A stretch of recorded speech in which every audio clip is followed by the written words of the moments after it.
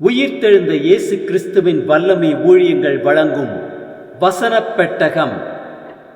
இயேசுவே கர்த்தர். இயேசுவையே தேவன் ஆண்டவரும் கிறிஸ்துவுமாக்கினார். இயேசுவே ராஜாதி ராஜா, கர்த்தாதி கர்த்தா. கிறிஸ்துவே மரித்தோர் மேலும் ஜீவனுள்ளோர் மேலும் ஆண்டவர். கிறிஸ்துவே போதகரும் ஆண்டவருமாயிருக்கிறார். வசனப் பெட்டகத்தின் இன்றைய தின கருப்பொருள்: சத்துருக்கள். நான் உம்மை நோக்கி கூப்பிடும் நாளில் என் சத்துருக்கள் பின்னிட்டு திரும்புவார்கள். தேவன் என் பட்சத்தில் இருக்கிறார் என்பதை அறிவேன். சத்துருக்களை குறித்ததான வேத வசனங்களை பார்க்கலாம்.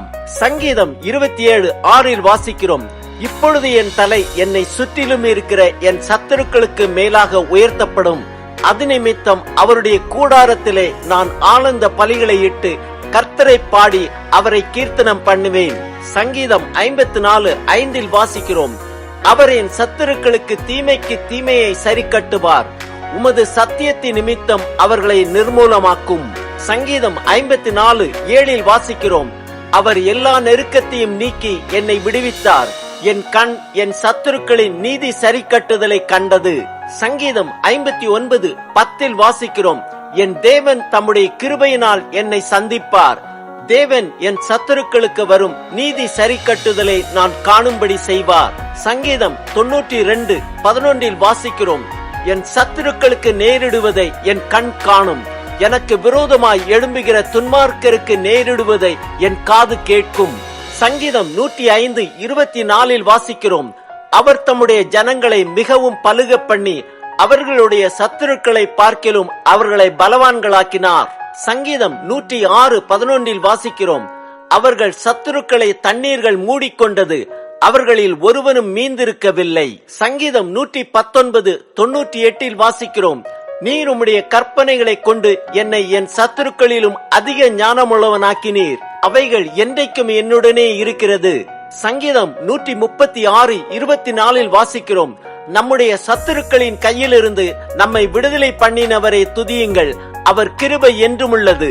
சங்கீதம் 138:7 வாசிக்கிறோம்: நான் துன்பத்தின் நடுவில் நடந்தாலும் நீர் என்னை உயிர்ப்பிப்பீர்.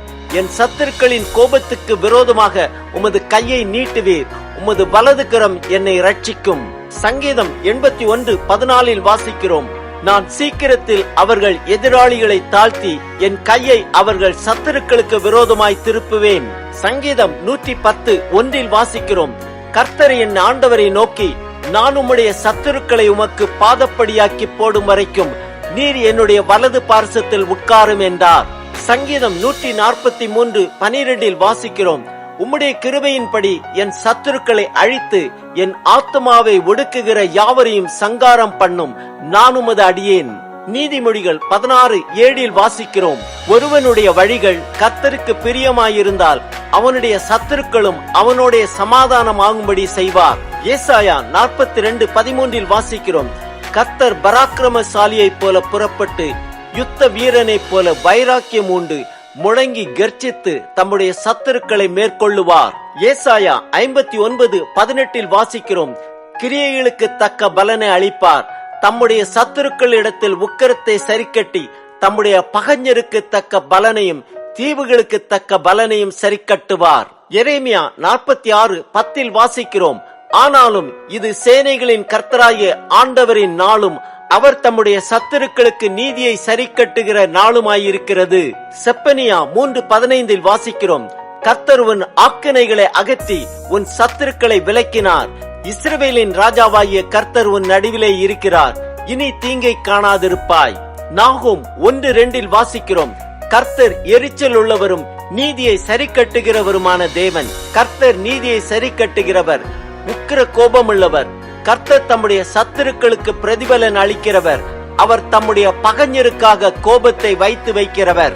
ஆம், நாம் நம் தேவனை நோக்கி கூப்பிடும் நாளில் நம் சத்துருக்கள் பின்னிட்டு திரும்புவார்கள். நம் தலையை நம்மை சுற்றிலும் இருக்கிற நம் சத்துருக்களுக்கு மேலாக உயர்த்துவார். நம் சத்துருக்களுக்கு நேரிடுவதை நம் கண் காணவும், நமக்கு விரோதமாய் எழும்புகிற துன்மார்க்கருக்கு நேரிடுவதை நம் காதுகள் கேட்கவும் செய்த தேவனுக்கு ஆனந்த பலிகளை இட்டு அவரை பாடி அவரை கீர்த்தனம் பண்ணுவோம்.